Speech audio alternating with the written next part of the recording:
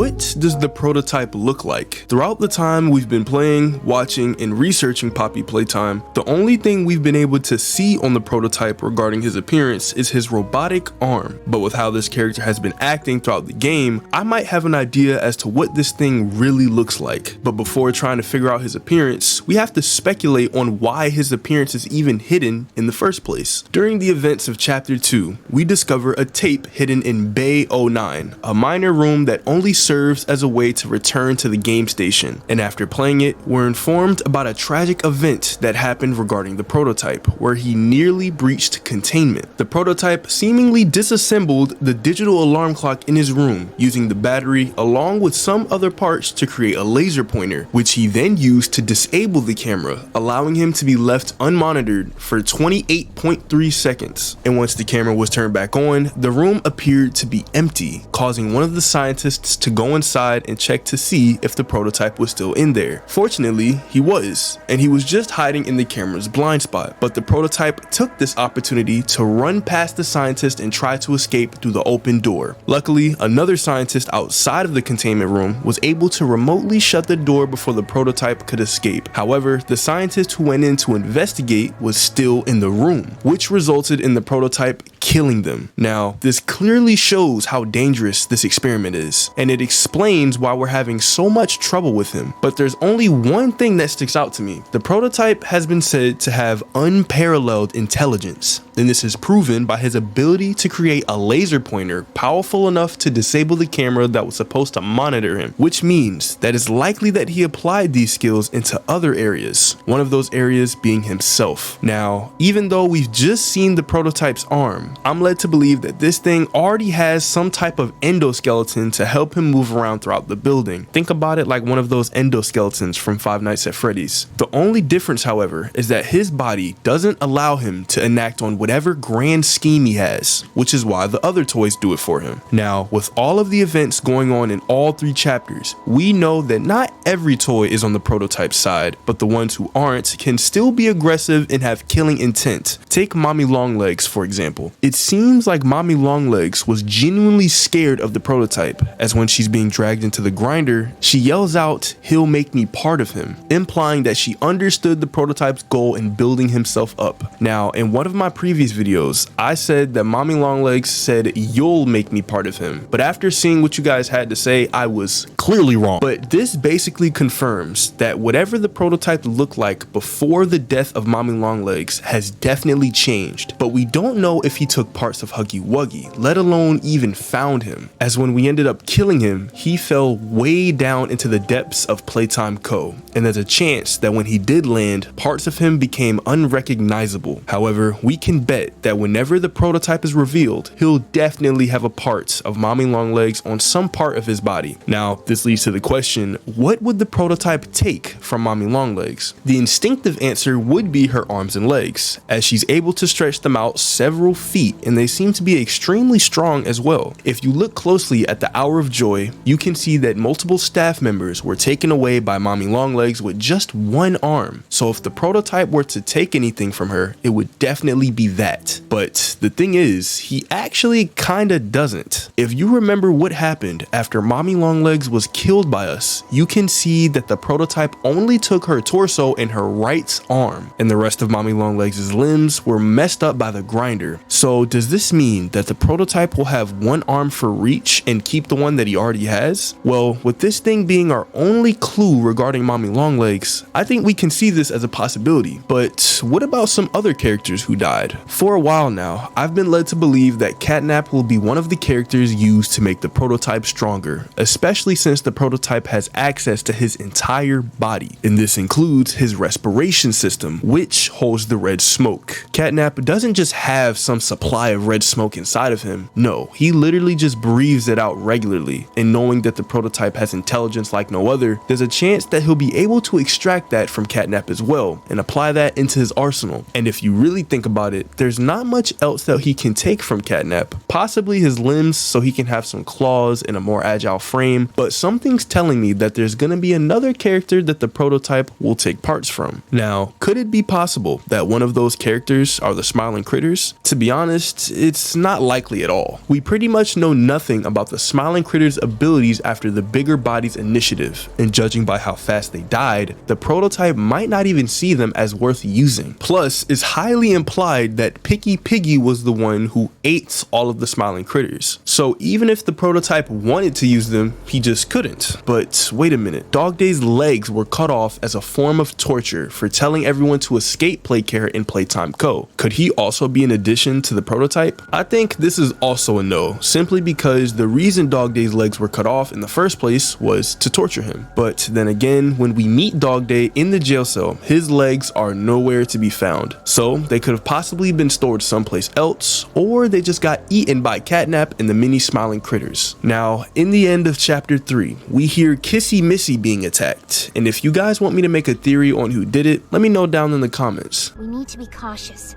There's something... What's she doing? No! But if we were to assume that the person attacking Kissy Missy was the prototype, then this could actually make sense due to one thing. Just earlier, I mentioned how when Huggy Wuggy died, he fell deep into Playtime Co. And it's likely that his remains weren't found. It's possible that Huggy Wuggy dying this way wasn't a part of the prototype's plan, and he wanted to at least extract something from him to make himself stronger. But Kissy Missy is pretty much an exact copy of Huggy Wuggy, the only difference being her color and more caring nature. Now, yes, this is a possibility, but if this were to happen, what would the prototype even take from Kissy Missy? Well, the only useful thing that the prototype can take is her mouth, as it has dozens of jagged needle-like teeth, and it could serve as an effective weapon for if he needs to kill anyone else. Another character that we can put on this list is Miss Delight, but to be honest, there aren't really any redeeming parts on her that the prototype will see as useful. Even her weapon can be seen as useless, as the prototype already has a claw capable of killing the other toys with ease. Plus, it's literally just a bunch of sharpened colored pencils all attached to some random brain. We can also take Bunzo Bunny off the list because 1, he has nothing going for him, and 2, he was killed by Mommy Longlegs, and after being killed, his body is nowhere to be found, so he was probably eaten. But now, with everything laid out on the table, it's time to speculate on how the prototype actually looks following the events of chapter 3. And the main thing that we're going to be using to help us is Catnaps Shrine. Before entering into the playhouse, we can see Catnap praying to this weird amalgamation of toys, and after finally getting back to the center of Playcare, Ollie lets us know that Catnap made it for the prototype. But there's something that Ollie said that stuck out to me. Have a listen. If you thought that was terrifying, just wait until you see the real thing. Does this mean that Catnap and Ollie has seen the prototype? Ollie saying this basically means that Catnap was trying his best to make a statue of the prototype, and the statue that he made pales in comparison to how freaky the prototype's actual appearance is. So if we were to use this as our base for how the prototype looks, let's start inspecting the shrine itself. For starters, it looks like Catnap found a part of Mommy Longlegs, as you can see her arm and hand on the statue, and I'm guessing that this entire extension on the right is supposed to serve as the prototype's arm, and everything else is just adding on top of his exoskeleton. And for some reason, you can also see the skeleton of a worker sticking out of the mouth of PJ Pugapillar. Now, I'm not sure if the prototype will have the bodies of his victims, but we'll just have to see. But one thing that does stick out to me is the fact that some of the mini smiling critters are here. I thought that all of them were still alive because they joined sides with Catnap and the prototype to avoid death. At this point, everything is just a mess, but one thing we can know for sure is that we will see some recognizable parts on the prototype once he's done with whatever plan he has. But what do you think the prototype looks like? Let me know down in the comments. Thanks for watching, subscribe, and click on this video right here.